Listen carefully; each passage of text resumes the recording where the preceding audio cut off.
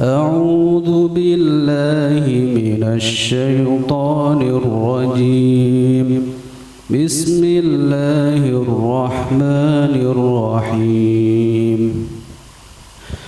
ألم تر أن الله سخر لكم ما في السماوات وما في الأرض وأسبغ عليكم نعمه ظاهرة وباطنة ومن الناس من يجادل في الله بغير علم ولا هدى ولا كتاب منير وإذا قيل لهم اتبعوا ما أنزل الله قالوا بل نتبع ما وجدنا عليه آباءنا أولو كان الشيطان يدعوهم إلى عذاب السعير ومن يسلم وجهه إلى الله وهو محسن فقد استمسك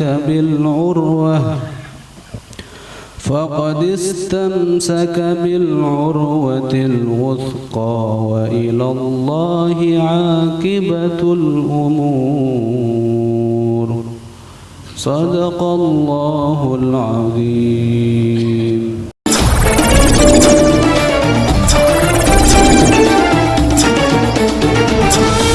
Bismillahirrahmanirrahim. Alam taro annallaha sakhkhara lakum. Alam taro, apakah tidak melihat, apakah tidak tahu, apakah tidak mengerti kalian? Ta'lamu, mengerti kalian. Ya mukhatabina, wahai orang-orang yang diajak bicara.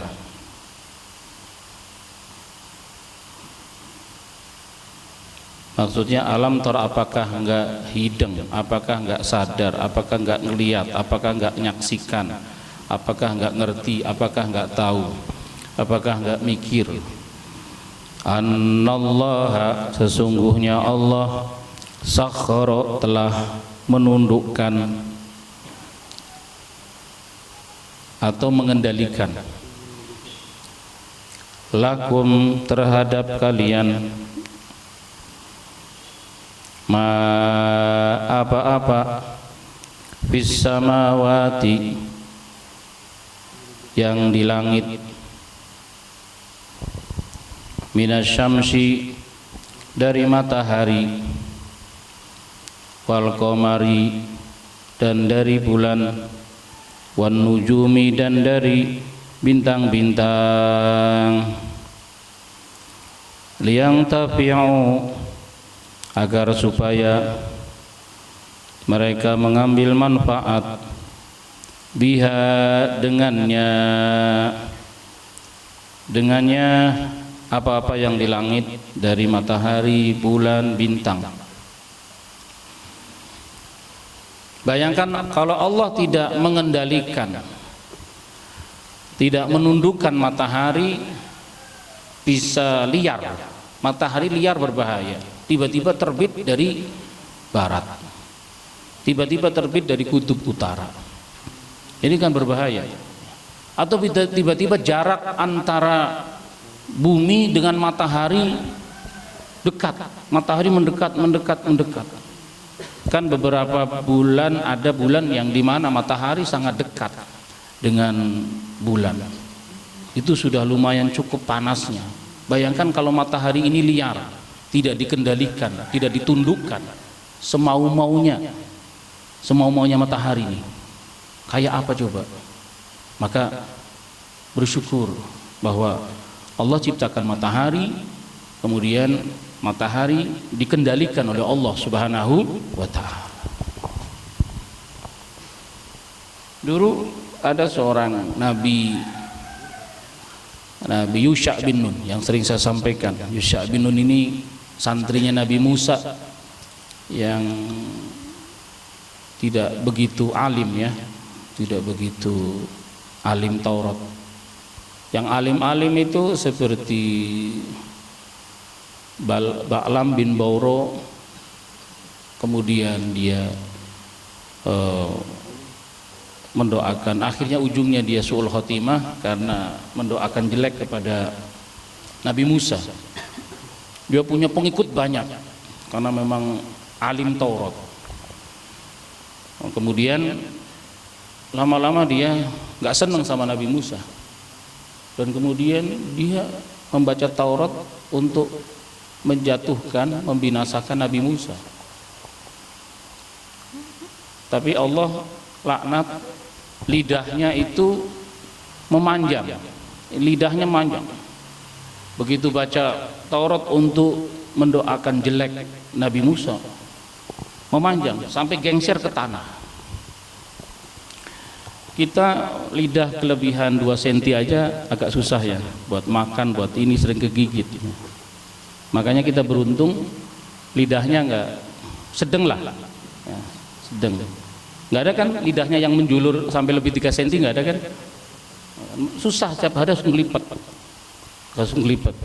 Maka bersyukur kepada Allah Subhanahu wa taala. Ini Ba'lam bin Bauro akhirnya enggak bisa makan, enggak bisa aktivitas karena lidahnya menjulur sampai ke lantai. Ada lagi Qarun alimut Taurat ya. Qarun muridnya Nabi Musa yang alim Taurat, tapi kemudian dia menggunakan kealimannya untuk menghimpun pundi-pundi kekayaan. Dan di dalam riwayat Qarun itu saking alimnya Taurat, kalau duduk kayak gini, dia baca Taurat, ini kursi berubah jadi emas. Oh enggak kayak gitu. Ilmunya boleh ya, kelakuannya si Qarun jangan ya. Jadi duduk begini nih. Nah, kalau dalam pandangan saya, duduk menciptakan peluang emas. Itu ya, kan bisa orang duduk sembari berpikir untuk menciptakan peluang-peluang bisnis, peluang-peluang yang mendatangkan keuntungan. Itu namanya duduk dalam rangka berpikir untuk menciptakan peluang emas. Tetapi memang riwayatnya benar ya, bahwa Qarun itu saking alimnya Taurat, baca Taurat itu sampai kursinya berubah jadi emas. Nah, kalau misalnya sehari duduk di 4 kursi, berarti ada kursi jadi emas 4. Coba kalau kita kayak gitu ya, udah luar biasa. Tapi umat Rasulullah memang sekaya-kayanya nggak bakal ngunggulin Taurat, karena Nabi sudah pernah ditawarin oleh malaikat Jibril atas izin Allah, bahwa maukah gunung-gunung di Arab ini dirubah menjadi emas. Tapi Rasulullah nggak mau, karena memang Rasulullah tidak memilih itu, sehingga umat Rasulullah itu sekaya-kayanya nggak bakal kaya melebihi Qarun. Kalau Qarun luar biasa banget. Nah, kemudian diamblaskan oleh Allah Subhanahu wa taala. Nah, muridnya Nabi Musa yang nggak alim tapi tiba-tiba jadi nabi, Yusha bin Nun. Yusha bin Nun ini ya bawain bajunya, perbekalannya. Nah, kalau ingin lebih mengerti tentang Yusha bin Nun ya di surah Al-Kahfi berkaitan dengan pertemuan Nabi Musa dengan Nabi Khidir. Nah, orang yang mendampinginya Nabi Musa adalah Yusha bin Nun. Yusha bin Nun, ada yang saya maksudkan mau saya ceritakan. Yusha bin Nun pernah berperang melawan orang-orang kafir. Beliau panglimanya.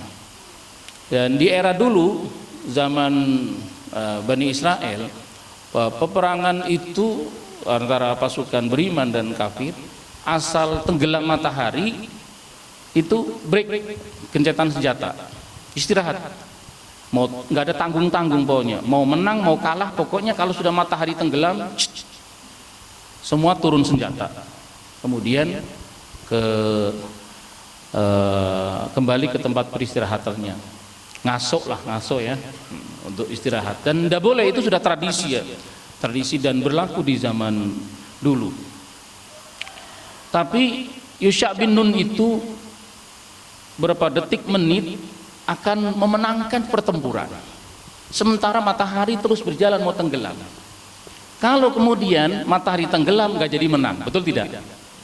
Soalnya udah mau menang tapi matahari tenggelam kan berarti gencatan senjata. Yusha bin Nun kemudian memberanikan diri, dia ngajak bicara dengan matahari. Matahari, saya diciptakan oleh Allah, dirimu juga diciptakan oleh Allah. Saya tidak pernah takut denganmu wahai matahari, karena sama-sama makhluknya Allah Subhanahu wa ta'ala. Ini ada dalam kitab Riyadhus Shalihin, kemudian di Darul Falihinnya lebih luas ya syarahnya. Matahari, engkau diciptakan oleh Allah, saya juga diciptakan oleh Allah. Matahari, diam loh, maksudnya jangan tenggelam dulu. Keren ya, orang bisa kayak gini, keren gitu. Tiba-tiba matahari nggak jadi tenggelam. Jadi Yusha bin Nun itu kemudian bisa melanjutkan pertempurannya dan sampai kemudian menangkan pertempuran, menguasai medan peperangan, dan pasukan kafir ditaklukkan. Dan kemudian baru Yusha bin Nun mendangakkan kepala ke atas, matahari silahkan tenggelam. Keren nggak? Keren banget ya, namanya mukjizat. Nabi itu kan mukjizat. Kalau orang soleh, wali-wali karomah, tetap peristiwa luar biasa yang diberikan oleh Allah masih ada dan tidak direncanakan sebelumnya. Mukjizat maupun karomah itu enggak. Nabi Musa kan lari ketika dikejar oleh pasukan Fir'aun, lari bersama dengan, kan jumlahnya 700.000.